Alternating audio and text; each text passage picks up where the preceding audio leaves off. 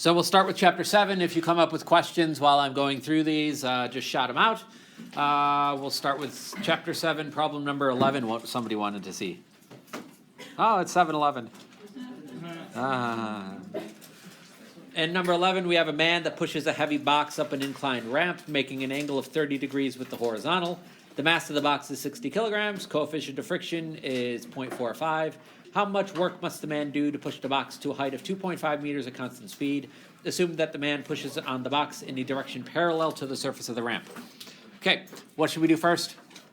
Draw a picture. Diagram. Draw a diagram or picture. Whoa. Here's an inclined plane. What's the inclination of that inclined plane? 30 degrees. What am I pushing up the inclined plane? A box. Not just any box, though. A heavy box. Heavy box going up the inclined plane. What else do they give us? Do they give us any other information? They give us the coefficient of friction. What's the coefficient of friction? 0.45. Any other information? They give us the height. They give us the height. Of the triangle. So the height that we want to push this thing up. So we'll assume that we start down here and we want to end up here. What's this height that I'm pushing it? 2.5? I think so. I can't hear. 2.5 meters. Equals the height. Anything else that they give us?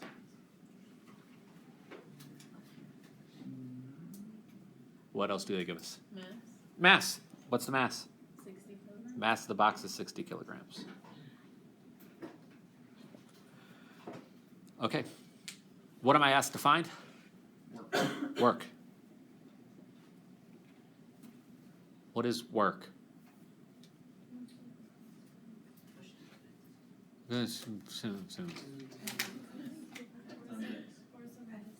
Force. Not over. I know what you're saying. It's not force over distance, force applied for a distance. So yeah, force times distance. F times change in position. Yeah? Okay.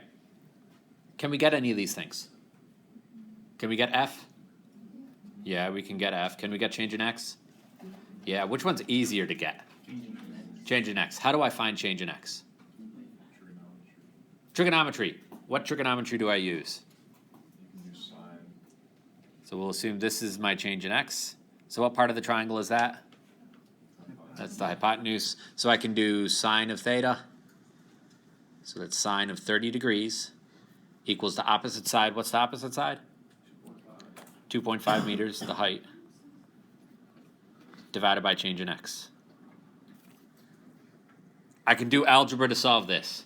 If you have problems with this algebra step, come talk to me. Or start praying. Change in X is 5.0 meters. Okay, so plug that into your calculator, you should get 5 meters.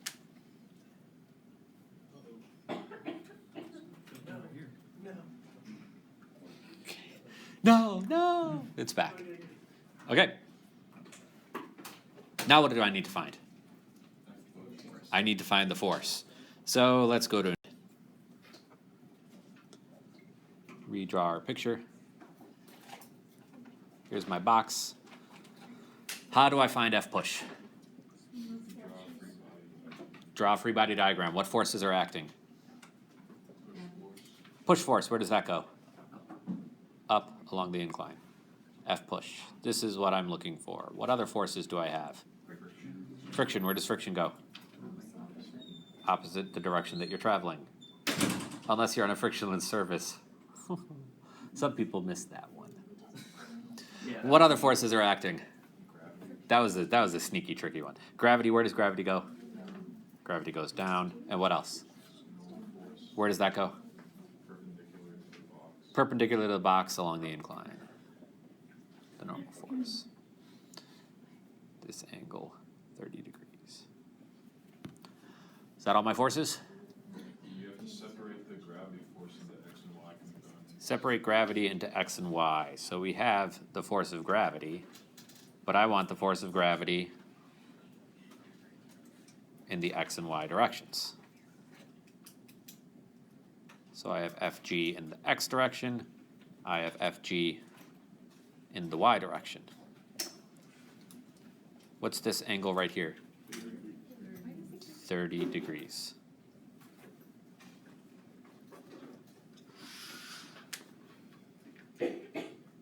All right, what do I do now? Sum of the forces in the x direction. Sum of the forces in the x direction. What is the sum of the forces in the x direction? Push minus force of friction minus FGX. F push minus force of friction minus FGX equals 0. How do we know it's 0? Constant velocity. What if there was an acceleration? Then it would be m times a. F push. That's what I'm looking for, right? So let's solve for F push. F push is equal to, let's add the force of friction to the other side, add FGX to the other side.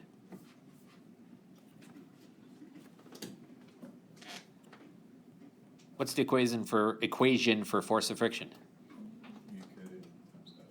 Mu times the normal force. What's the equation for FGX? If I look at this triangle, I see it's the opposite side of that triangle, so it's going to be the force of gravity times sine of 30. We should be really good at that by now. So it's going to be mg times sine of 30.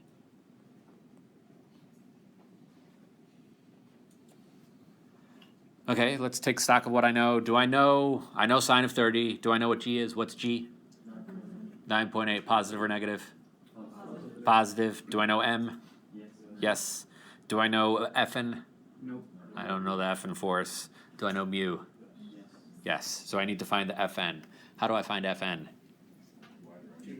Let's look at the y direction.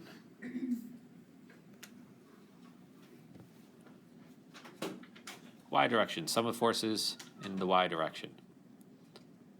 What do I have going up? Fn. What do I have going down? FGY. What does that equal to? Equals 0. So Fn equals FGY. FGY is the adjacent side of the triangle, so that's going to be m times g times cosine of theta.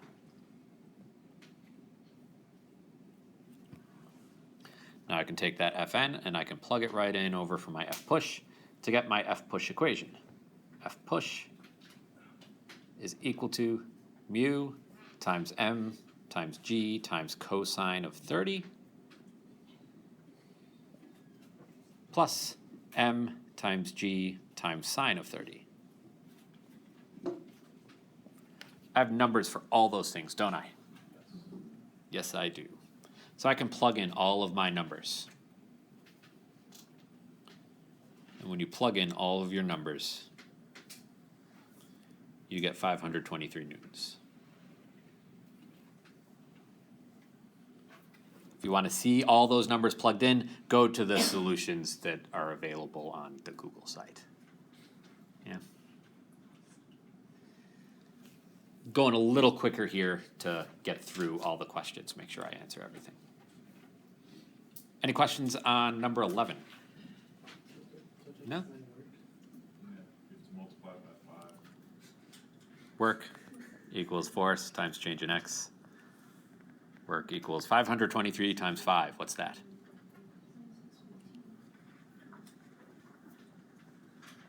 What are the units? Joules. Okay. That was a good question.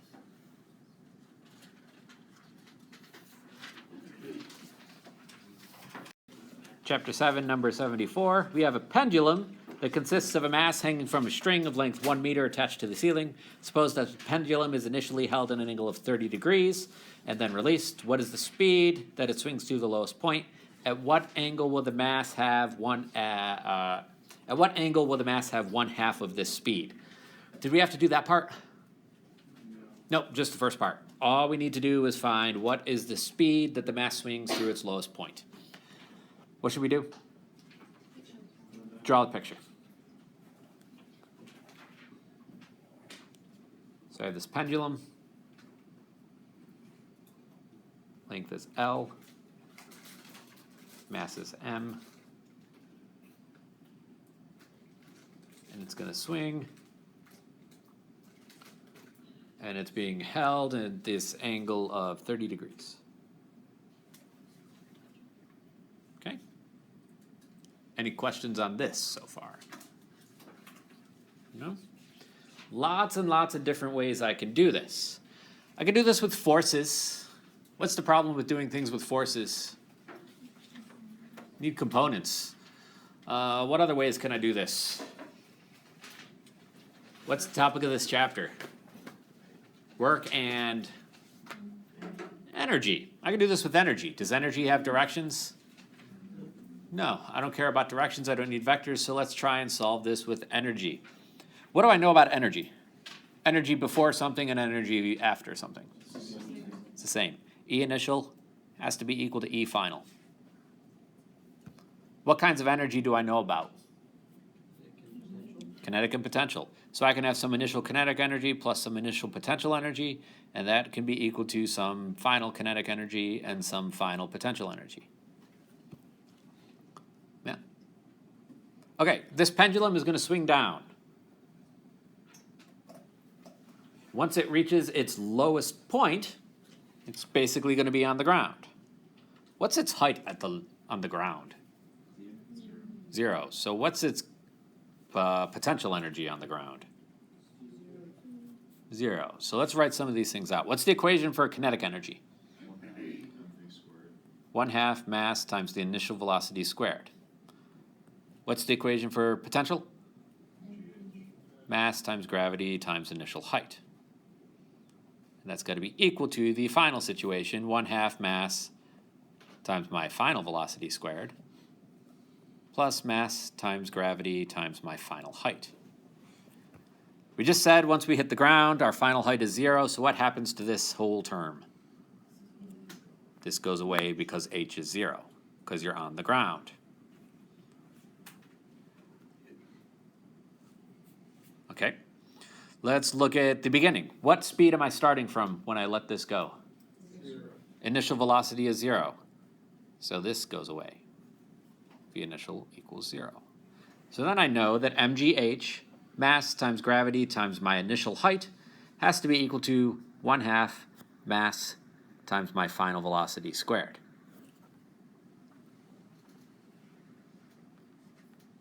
Yeah? Fantastic. What happens to mass? Goes away. I'm looking for final velocity, so I can solve this equation for final velocity.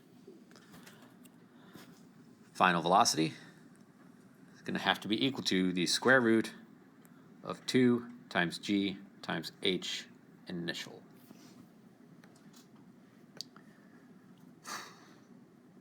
What's h initial? H is the height that I start with. H naught. Okay. How high up is this pendulum? You can use trigonometry to get it, so it's like hanging by a meter down. So, well, it's like the hypotenuse is 1 meter, so you can, and you've got the angle, so you can work out how high it will be in the y direction, which will be using. I think I know what he's saying. It sounds too smart. It doesn't. That's all gibberish. But I just said. I can draw this triangle, can't I? I can draw that triangle right there. I know that that distance is 1. So I can find that distance. Yeah? What is that distance? What side of the triangle is this? Adjacent side. So what would that be? Cosine 30. Yep, 1 times cosine of 30. Told you that these triangles never go away. Ever. They're awful. At least you're in calc-based physics. In algebra-based physics, they're even worse. Okay. L cosine theta. What is L cosine theta? What is that number? 1 times cosine of 30. 0.866. 0.866. So is that my height? Yeah, no, it's time. Wait, No. it- That's this blue line. Oh, I want the red. it's 1 minus that. How, 1 minus? How did you get that? Well, no, because it would be when it's at the bottom of the swing. That's its like pull Okay. back from the ceiling. So once we've swung all the way down, this thing is hanging. That whole distance is 1 meter, because that's that's the height of the pendulum. That's the length of that string. So that's 1. So my height, h naught, has to be 1 minus 0.866. Yeah? That one's tricky. Gets trickier when the screen starts flashing and blinking. This room is frickin' haunted. Okay, so you take that, plug that number in, plug in all your numbers, and you will find the final velocity. Final velocity will be 1.6 meters per second.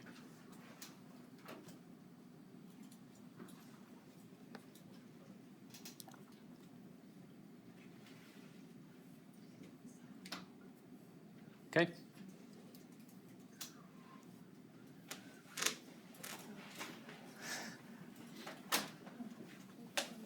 Any questions on that one? This is going to be problem number 77 in chapter 7, 777. And it's going to be the last part. And in this part, we have the top of the mountain is an arc of a circle of the same radius r. If the passengers are to feel 0 g's at the top of this mountain, what must be its height h prime? So we're going to go on this roller coaster. We go down, then we go back up another hill, and we want to know what is the height of this hill. This little circle right here has a radius of r. Okay, that circle doesn't go all the way to the ground, so we can't just double that to get the actual height. It's offset a little bit, okay? So some information that we know from the previous 2 parts of the problem. We know that the final velocity that we have down here at the little bottom of the loop is 24 meters per second. And we know that the radius of this circle is going to be 7.3 meters.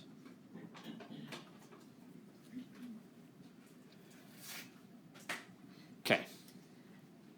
At the top of the hill, once our car comes back up to here,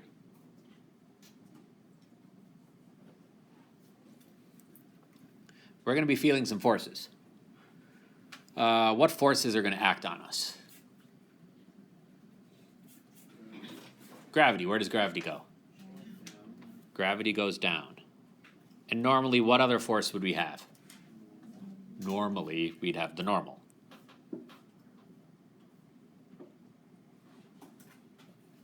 Okay?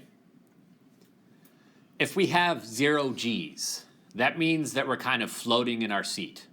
You've been on roller coasters before, right? So you really aren't in contact with the roller coaster seat anymore when you go floating over this hill and are feeling 0 g's. So if you're feeling 0 g's, you're not in contact with the seat. If you're not in contact with the seat, what happens to your normal force? No normal force. So the only force that you experience at the top of this hill is the force of gravity, Fg. Bless you. And what direction is gravity acting? Gravity is acting down towards the center of what kind of shape? Circle. So it's a centripetal force. Gravity is providing a centripetal force. If I wanted to write out the force of gravity, what is Fg? What's the equation for Fg? Mg. We should all know Fg equals mg. Chant it when you go to sleep at night. Equals mass times the centripetal acceleration. What is centripetal acceleration? V squared over r. My masses cancel. I can use this to figure out what velocity I have when I go over this arc. I guess I'm using big R, so we'll use big R. V equals the square root of G times R.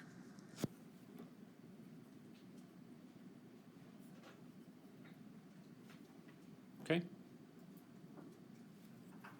So I know how fast I'm going once I reach this, this peak, this top part. Now that I have my speed, I can use conservation of energy. I know that my initial energy has to be equal to my final energy. I have this cart, it's moving from the bottom of this hill up to the top of this hill. Initial energy, I could have kinetic energy plus potential energy. And final, I could have kinetic energy final plus potential energy final. What kinetic energy do I start with? 1/2 mass times the initial velocity squared. That's the speed that I have at the bottom of this hill. What potential energy do I have? 0. Why do I have 0? I'm at the bottom of the hill. Equals kinetic energy final, 1/2 mass times final velocity squared plus U final. What's U final? How much energy do I have at this height h prime? What's the equation for potential energy? M times G times h prime. What happens to my mass? Mass cancels out everywhere.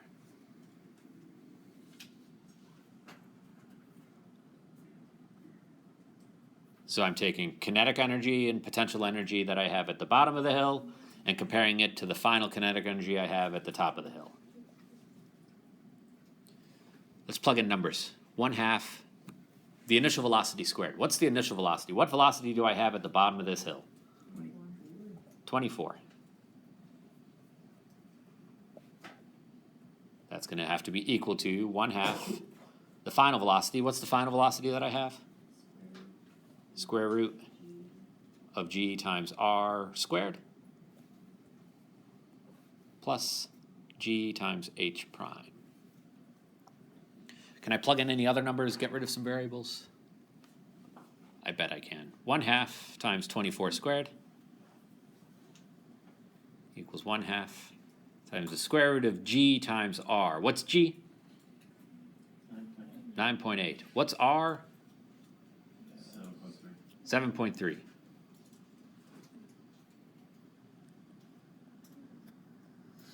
Plus G, again, 9.8 times H prime. The only thing I don't know is H prime.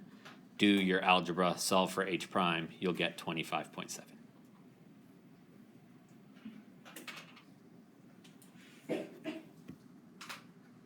Okay.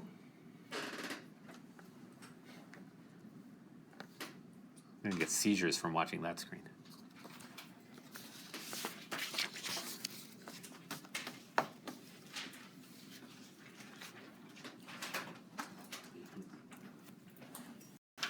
So first I got a concept question. Somebody asked, where does this equation come from? P equals F dot V. Where does that come from? It's the definition of power. That's what power is. Okay? That's a given. That's something we need to know. Power equals force times velocity. So here's the other part of the question.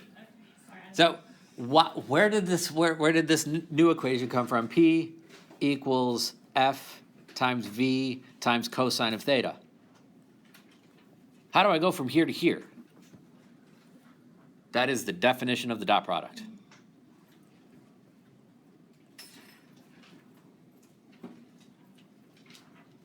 Okay. This is covered in one of the chapter problem videos too, so we'll redo it here also. So we have it multiple places. So we have P equals F times V times cosine theta. That's the definition of the dot product. Now, how do I solve this for, I think it was theta. How do I get theta by itself if I wanted to solve this for theta? Well, I need to do some algebra. I need to divide both sides by f times v first. Okay. So I get p over f times v equals cosine of theta. Right, they cancel out on the right side. Now how do I get theta by itself? I do the inverse. So I do the inverse cosine, so theta is equal to the inverse cosine of p over fv. And I can get my theta. Yeah? Any questions on that? What mode should my calculator be in when I do this? Make sure you're in degrees. If you get an angle that's less than 1, you're in radians. Convert to degrees. Yeah. Okay. We do chapter 8, problem number 59.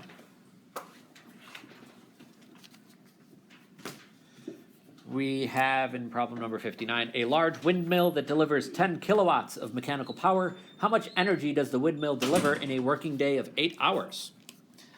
So I'm given this value of windmill delivering 10 kilowatts of power. So that's P equals 10 kilowatts. That's 10,000 joules per second. It's the definition of a watt. We are asked to find how much energy does the windmill deliver in a working day of 8 hours. How do I do that?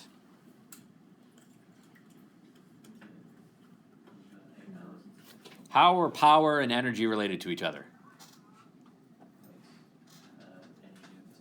Energy over time. Power is equal to work over time. And we can see that in the units. Joules are energy, seconds are time. So energy over time. If I want to know the work that this power creates, I can solve this for work. Right? I can multiply both sides by W, or by T. Blah. P equals W over T. Anybody that's not in my class and is watching these videos, enjoy. Times T. Times T. I'll get comments, they'll complain. T's cancel out. Yeah, you complainers, you have no reason to complain. You're getting this for free. You get what you pay for. So work equals power times time. Okay. Work equals power. Power is 10,000 joules per second. What's my time? Did they give us a time? 8 hours. Time is equal to 8 hours. What do I have to do with that time? Convert it into seconds. How do I convert it into seconds? 3,600.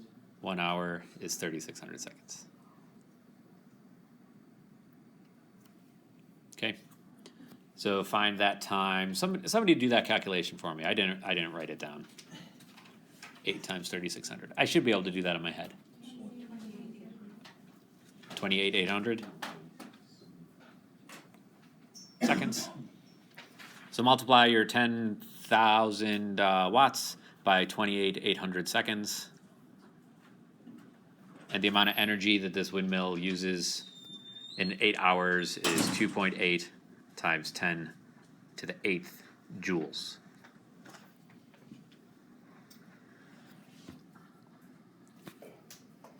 What if I just write you out the plot?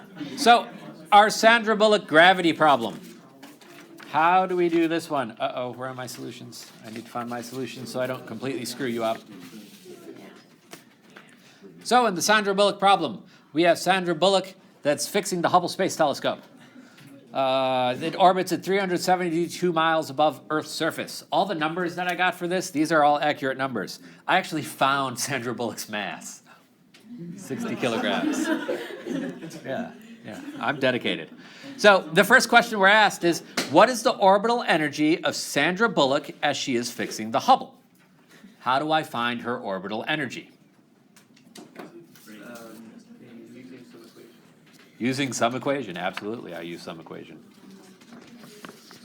What's the equation for orbital energy? KU. I can do E equals K plus U, and I can derive it if I know K and U. I can also use a shortcut. E equals negative big G M divided by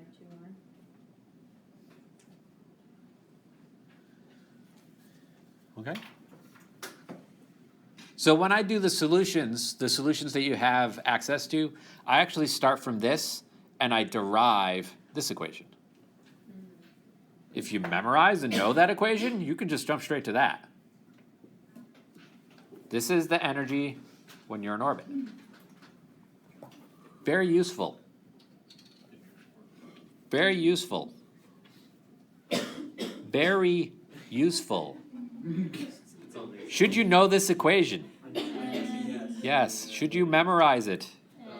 Yes, memorize it. This goes for you out on YouTube too. Memorize that equation. I'm going to start trolling my fictional YouTube subscribers. How many do you have? I'm over 1,000.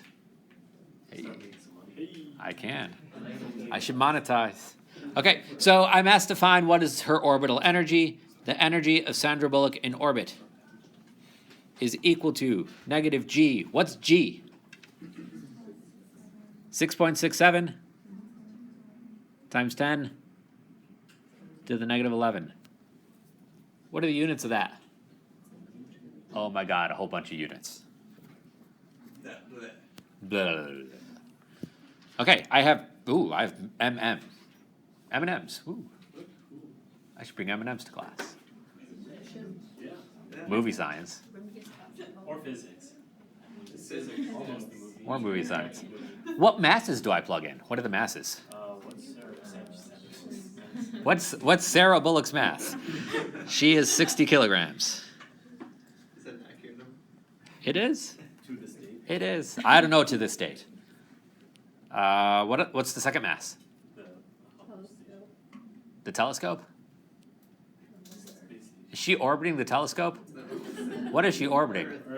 Earth. What's the second mass? Earth. What is the blah, blah, blah. What is the mass of Earth? More than Sandra Bullock. Very good. You are on her good side now. The mass of Earth is 5.98 times 10 to the 24. Should we memorize that number? No. Absolutely not. You're gonna give it. I will give it to you. Divided by 2 times radius. What's the radius? The height. Oh, we have 2 different answers. We have somebody that's saying the radius of the Earth, and one person that's saying the height. Both. They each get partial credit because you add them together. That is her total distance above the center of the Earth.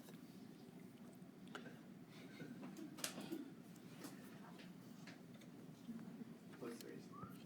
What is the radius of the Earth? A given number. Radius of the Earth is 1 It is in Earth radii.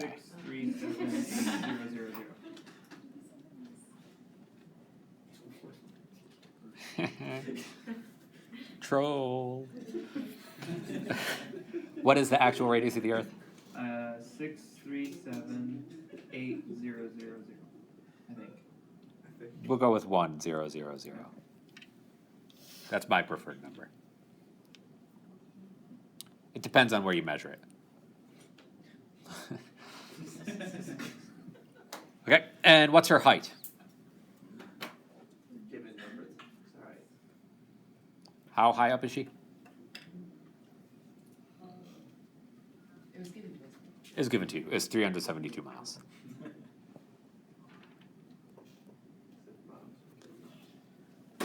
That's miles. Oh, we gave us one. Yeah, yeah. All accurate numbers.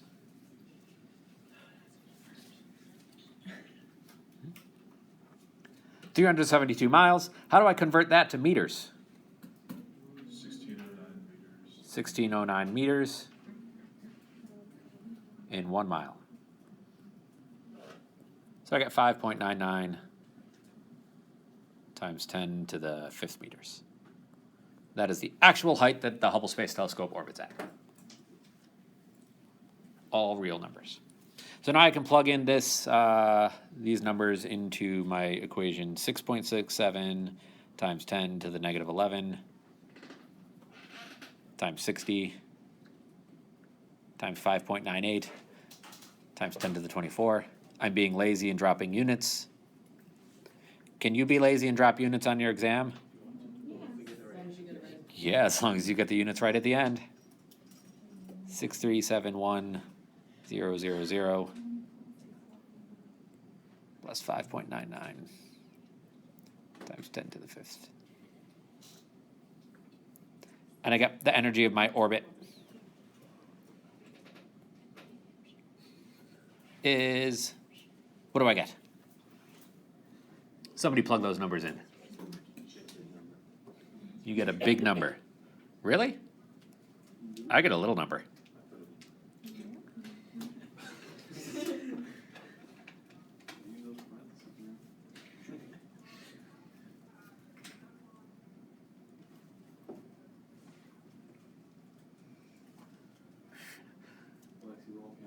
This is exciting. This is exciting. What do we got?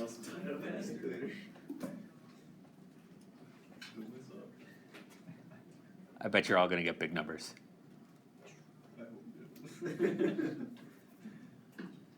Does anybody have it?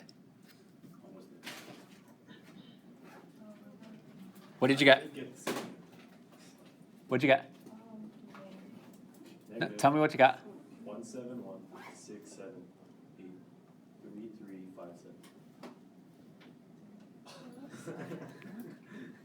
I said that's not a big number. Why is it not a big number? It's negative. Oh, trick question. Yeah, it'll be big. What are the units on that? Units or joules. Very low bar for humor inside of a classroom. I should take this act into a DC comedy club on an open mic night. Oh, nothing good. Nothing good. Unless you were all there because I gave you extra credit. We laugh a lot. Oh, buckets. Buckets of extra credit. So Sandra Bullock's floating around. She's fixing the Hubble Space Telescope. Wonderful. And then the stupid Russians blow up a spy satellite. Sorry for subscribers in Russia. This induces a chain reaction of debris of 5,000 kilograms that poses a danger to Sandra's mission. She survives the initial onslaught, spoilers, and has 90 minutes before the debris comes back around in orbit. Okay, all numbers, again, relatively accurate. Part B, what is the velocity of the debris? How fast is this debris going? How do I find that? Velocity of something moving in a circle is the distance that it moves. How far does something move in a circle? What's the circumference of a circle? 2 times pi times the radius of the orbit, divided by the time that it takes to orbit, the period. Do I know what r is? What is r? Radius of the Earth plus the height that you're orbiting. That is equal to 6.97 times 10 to the 6 meters.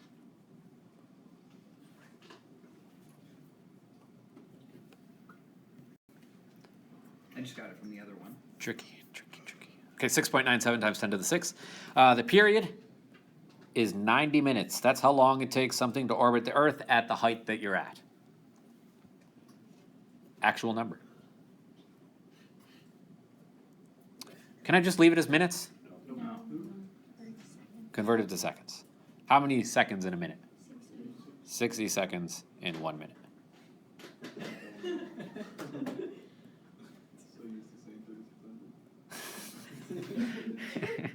You'll lose points for that.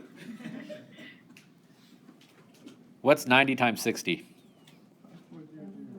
5,400 seconds. So take your radius, divide, multiply by 2 pi, divide by the t, and you get your velocity. What's your velocity?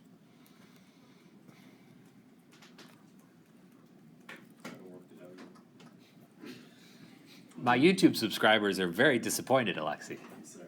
They're going to have to sit and wait while you calculate this number. 8 times 10 to the 3 meters per second. 8 times 10 to the 3 meters per second. Okay. 8,000 meters per second. Is that fast? That's pretty fast. That's pretty quick. That's pretty quick. That's a nice velocity. Next question. What is the orbital energy of the debris? How do I find the orbital energy of this debris? What's the equation for orbital energy?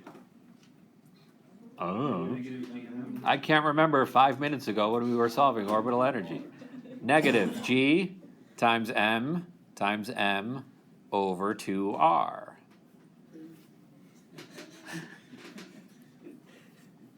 You recording there? Yeah, I am recording now. Okay. So negative g, we know what g is. What masses do I use for the orbital energy of the debris? Mass of the Earth and mass of the debris. What about Sandra's mass? We don't care. Make her part of the debris. What's the radius? Same as it's been. So we know all these numbers. Plug and chug these stupid numbers in, and you get the stupid answer 1.4 times 10 to the 11 joules. What's the mass of the debris? Hmm? What's the mass of the debris? Mass of the debris, it's given in the problem, it's 5,000 kilograms. Okay. Mass of the debris is So 5,000. do you add that with Sandra Bullock's one as well, or do you just? Depends on what I ask. It just keeps going. How many parts are there? D. The grades you're all going to get. Part D. How much energy does Sandra need to lose in order to move her orbit down to reach the International Space Station, which orbits at 260 miles above the Earth's surface? So how do I figure out the energy that she needs to orbit at 260 miles?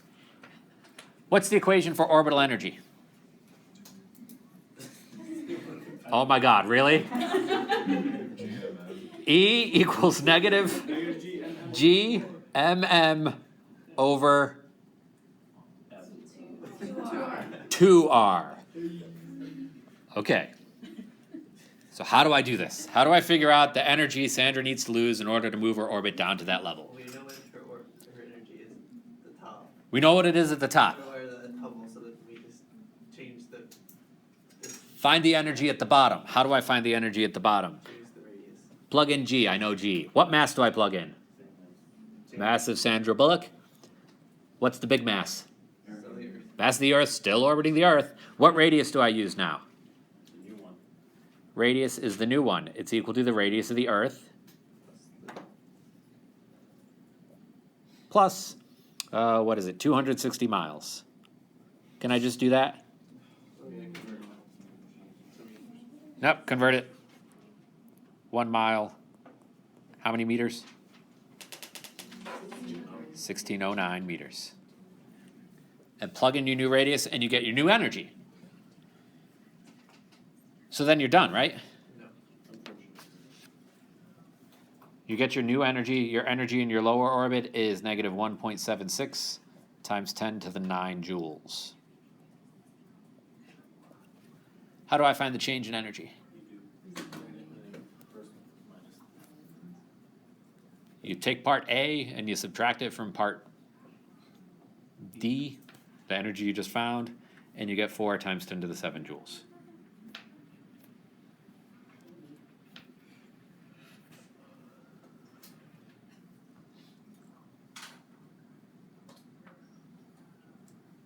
Okay?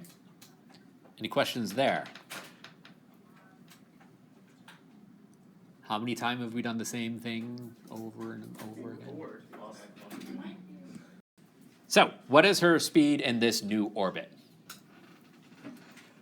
What's the energy in orbit?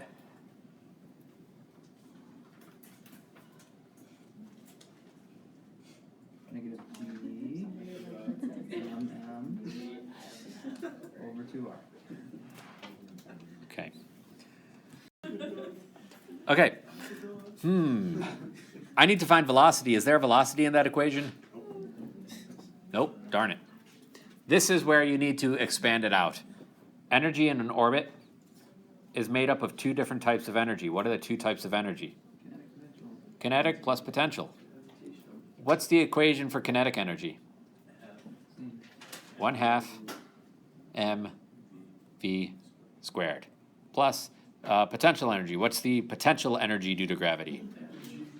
Negative g m over r. So we have the energy in the lower orbit, which we found. We have the radius in the lower orbit. Let's take stock of all these things that I know. If I know these things, do I know what energy lower is? Yes. Yes, I just found that. Do I know what 1/2 is? Yes. Hopefully. Do I know what m is? Yes. What is m? Sandra Bullock's mass. Do I know velocity? No. No. Crap. Actually, no, that's what I'm looking for. Do I know big G? Yes. Yep. He's the big guy that lives down the road. Do I know little m? Yes. Yep, what is it? Still Sandra Bullock's mass. We'll assume she hasn't crapped herself and lost some mass. What's big M? Still in space. Still in space, good point. What's big M? Mass of the Earth. What's R? Low. The one that we just calculated. The one that we just found, 260 miles. I know all of these things. All I have to do is solve for V. Plug in your numbers, plug and chug, and you'll find that her new speed will be 76.43 meters per second.